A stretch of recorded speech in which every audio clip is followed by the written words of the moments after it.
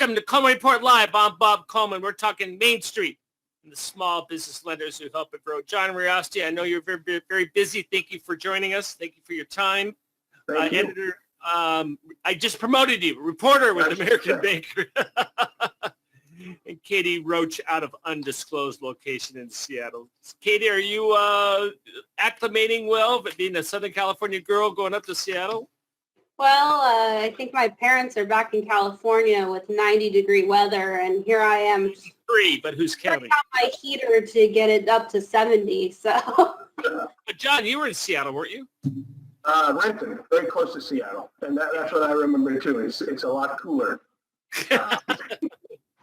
Well, we got a lot of news. Let's get to it. Let's ask our poll questions first. We'd like to ask this question, John. We started a couple weeks ago at 2%. And Katie, what was the last vote? 41%? Yeah, I believe we've been kind of hovering around 41% for the past couple of days. So hopefully we're getting a few more. There we go. Pick it up. Almost 50%. So, which is good news. So more than half the people there are getting their forgiveness applications approved. Do you require, as a lender, the same documentation for loans less than 50 versus PP loans more than 50? That less should be more. So basically, yeah, I think you know what I'm trying to say. John, how do you feel about that answer? Well, I was going to assume it was yes, because I'm certainly not the expert. That would be Lance, but the way the rule is written, there's no sort of there is an easy forgiveness form, but there's no sort of easy process in terms of documentation. So the same requirements for everybody. And do you require this? There we go. We're my pollster, Joseph. Are you okay today? Do you feel you have sufficient infrastructure to process your borrower's 3508S? Last time we asked this, Katie, we were about 70% yes? I believe it's kind of. Here we go. Well, John, let's go to you. What's going on? Well, it's old news because it happened Thursday night, a couple hours. A lifetime in Washington. After your Thursday show ended last week, which I wasn't able to participate in, but the 3508S was debuted. So that was I guess it's a major development, but it's not the major development that the industry wanted to see. So I think the sort of cliche that was used over and over and over again to discuss it was a step in the right direction, a step forward, but there's a long way to go to get what the industry would like, which is really actually forbearance for loans up to $2 million. A higher total would be better, but they're using that $150,000 amount, and that would cover almost essentially 9/10 of the loans, but only I think it's less than 30% of the volume, about 20% of the volume. Right. So what is your definition of forbearance? How would you like to see that structured? Well, forbearance, I should not have used that word, but a streamlined process where essentially the borrower attests to the fact that the money was used for the correct right purpose, and after making that attestation, it probably is required to retain documentation. The SBA in all cases, this should be noted, the SBA in every case, retains the authority to go back and look and pick out any borrower or group of borrowers and audit. So that is not given up under any proposal, but it's just really just a sort of a one or two question attestation, and the lender signs off. There's no documentation requirement or anything like that, and everyone moves forward. Oh, well, so the questions are: is that going to happen? I'll ask you when next, but first of all, will that in some universe will that happen? Will we get to that point? It's hard to say. I get less and less optimistic myself personally because, this has been, discussed since probably June or even before. The bills have been in Congress, S-4177 and the companion House bill. I don't want to get the numbers wrong, so I'll just say the companion House bill. They've been in Congress for weeks, and I'm not even sure they've been discussed in committee, but they certainly haven't been voted out of committee. And they have, well over 100 co-sponsors. So a lot of support, really no declared opposition, but I guess, there must be opposition somewhere because these bills aren't moving. Well, they want to package it all up. Again, you think after the election, are you still holding to that? Obviously, from what you're saying, or I'm implying that you think it's not going to be done before November 3rd. That's an easy question, John. Come on. Yeah, I hate to say no, but I don't think so. I think it was just yesterday that the Treasury Secretary Mnuchin said at this point it would be very difficult to get stimulus going before the election. And today he'll probably, or tomorrow there'll be a quote saying, "Hey, we're this." But what was it? We were inches close. Was that the? Well, that's what they talked about last week. I remember Senator Coons said exactly that we're inches apart. And since then, the president increased his the amount. I think now they're talking about 1.8 trillion as opposed to 1.6 trillion. The Democratic alternative is 2.2 trillion. You have, very large numbers. You had at least one member of the Democratic caucus publicly tweet that the speaker should have taken the deal. There may have been more behind the scenes, but they were behind the scenes. Obviously, there is, yeah. He has been whipped into, in speaking legislatively, he has been whipped into, back into, into the fold, shall we say? Into the fold. So the gap still remains. And is there political will, and is there even the time to get it done before the election? And then, speaking, referring to what the Treasury Secretary talked about, Secretary Mnuchin, even if they do act, in the next few days, is there time to put it all together so that it, I guess actually the sooner the better under any circumstances, but it's looking more and more like it would come if it comes after the election. There's plenty of coverage out there on how this is affecting small business, but let me ask you a different question. You talk to bankers all day. How is this affecting bankers' mentality, and is there a difference in terms of how the Wall Street banks view this versus the community banks? I don't know that there's a difference because, on the one hand, the community banks, a larger percentage of their portfolios is devoted to what we would consider small business.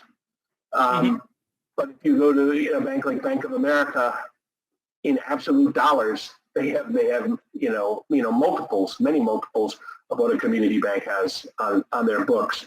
So I don't know that there's a difference. I guess just big banks are better positioned all the way around, better hedged to deal with the fallout that might come if more small businesses default. But the interesting thing, it's very early in earnings season, but what we're not seeing evidence of those defaults yet. We're seeing the if you want to call it forbearance numbers, the loans that were they made modifications on COVID modifications.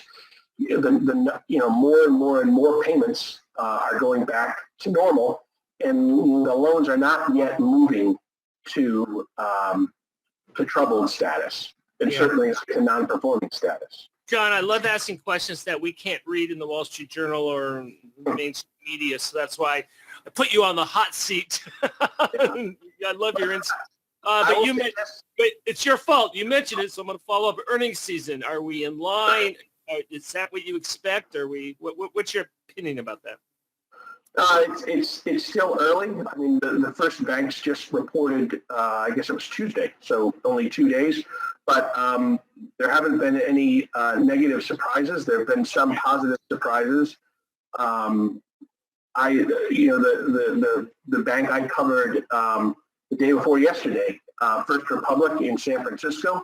It's a larger bank, and it focuses on high net worth, but its report was very, very good, both from an asset quality standpoint and just from an overall earnings standpoint. So far, so good, one might say. Yeah, I will add one thing about credit quality. As I said, so far, there's no big indication. But what the banks have said, again and again is, if there are going to be problems, they're going to show up next year, early next year. So, if there are big problems, we'll begin to see them January, February, March of 2021. Yeah, and hopefully they're not as big as some of the. Hopefully they're not big. We understand there's going to be issues. Hopefully it's not a 2008, 2009 issue where we had banks closing every week. Katie, what's going on with Wells Fargo? So if you've been on the news today, you probably saw that Wells Fargo is kind of plastered all over the news for small business loans. And apparently what happened is between 100 and 125 employees were recently fired for allegedly lying to obtain both PPP and EIDL loans that were intended for small businesses. An internal memo says that Wells Fargo employees were making false representations on their applications and using their knowledge to really play the system and get these funds for themselves. And of course, if they had a small business on the side, there was a pathway to do that. So some businesses, like I know JP Morgan Chase has also been accused of doing this, maybe not quite at the same level. I think they had about 500 employees who got EIDL loans, but of those, they've said only about a dozen of those appeared to be possibly fraudulent. So there is a pathway for that, of course, but with Wells Fargo finding over 100 of these, it's a possibility that this happened in other banks as well and other institutions. That's our concern. I mean, obviously, it's a rhetorical question. Yeah, it's a rhetorical question. We don't know how extensive this is. But, with Chase coming out, they found 500 employees tap idle, and dozens did so improperly, and now Wells Fargo. So the question is, how deep does this run, and how significant is this? I know neither of you can answer that question, but it's problematic, to say the least. Well, and that was one of the concerns when this was first introduced, because of course the lender can rely on the borrower's statements when making these loans. So in general, you see most of the fraud for PPP on the borrower's side. But you're seeing, with this, and I probably could have guessed that this was going to happen. You're going to get some bankers who want in on the money as well. Who take advantage of their position and knowing how to work these things. So I do think we're going to start seeing this looked at a little bit more carefully, especially in those larger institutions that handled a lot of loans. I mean, Wells Fargo was number 5 on the PPP lenders list, and they did over $10 billion worth of these loans. So it's bound to have fallen through the cracks in some point. So I think they're going to be a little bit more careful when looking at some of these loans in the future and criticize them a little bit more. Very good.